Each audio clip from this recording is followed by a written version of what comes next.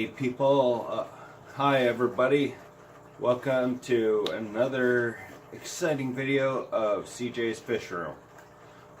And today I'm basically getting ready to have some enjoyment.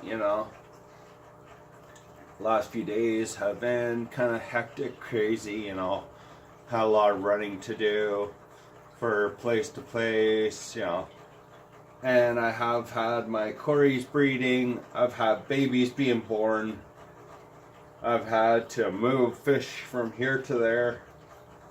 I've had a lot of work to do.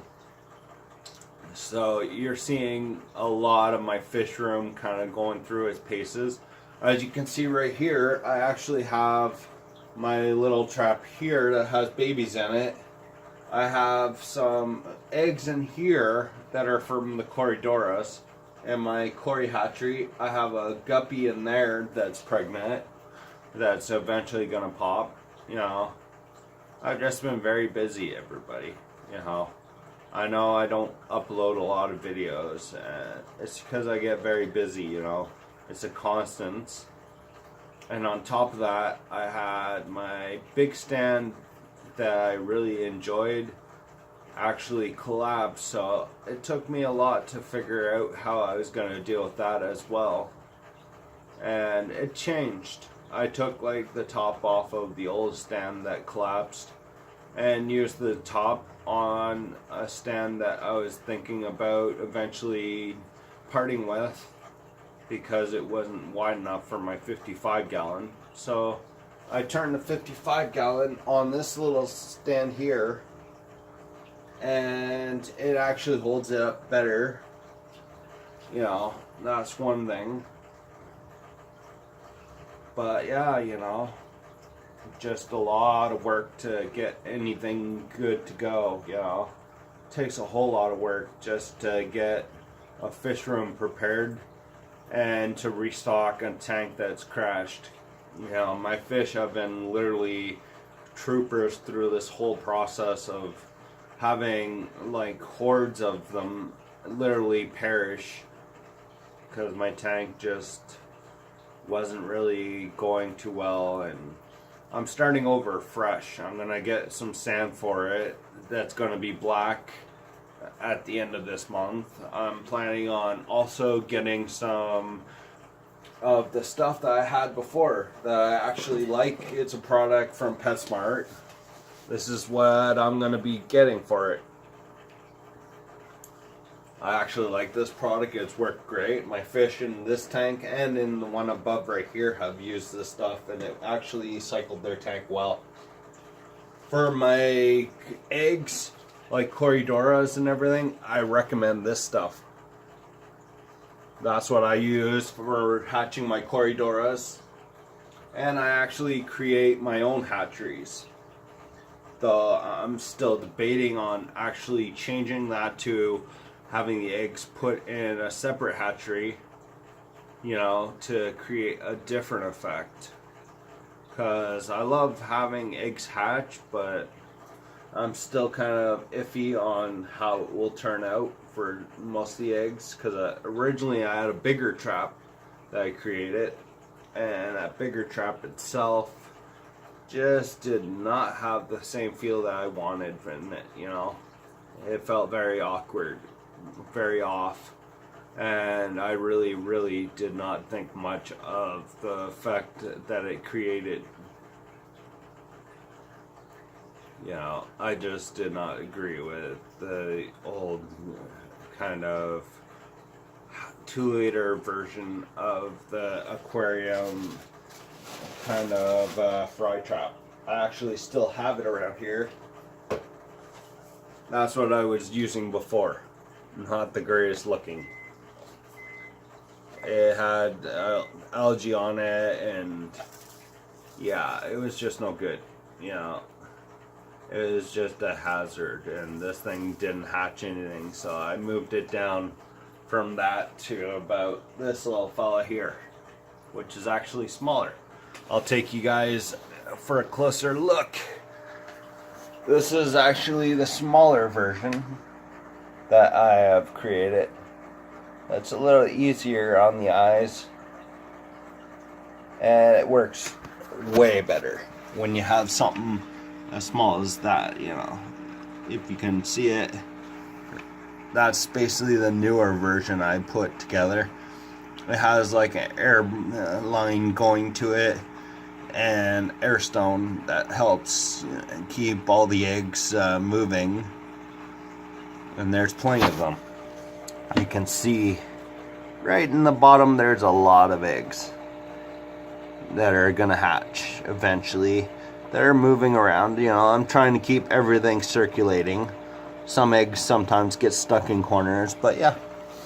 And I'll give you guys a view of the little fellas, because everybody likes the little fellas.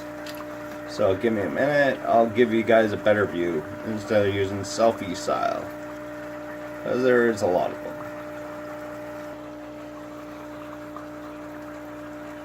Yeah, there's a lot of these guys, you know. There's a whole lot of these guys. You can actually see that there's a fair bit of these guys in there, and yeah, you know, they're great. Those guys get born a lot and they start literally making their own home out of things, you know. I keep their own tank a little bit aerated, you know, enough that it's not like flying them around the whole tank and going nuts, but yeah, you know, it's a nice try. And yeah, you know, there's a fair bit of them that are actually there. So you can see that I have a fair bit of these little fellas that are really enjoying their tank and really having a fun time, you know, swimming around and growing up and eating, you know. They're just very well off, and I like that about them. You know, I have a lot of fish that are like getting pregnant, you know, it's breeding season pretty much for them.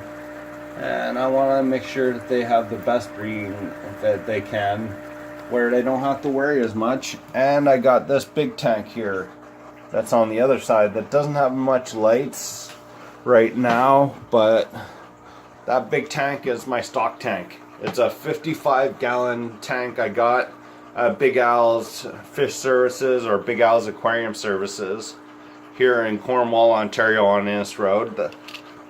They're like my go-to place for some things. But I ended up bringing this home on my birthday in November, or around my birthday a little bit, as a birthday gift. You know, because I want this, and I got this stand here at Big Al's too, so I could hold two of these tanks. Because before, I had my tank on here, and the other one was on the old fish stand, which, as you can see, is basically in pieces because it did not hold together too well. So it's basically sitting in the back in pieces, part of it. The rest of it I had to throw out with my trash collection, you know. Sad truth.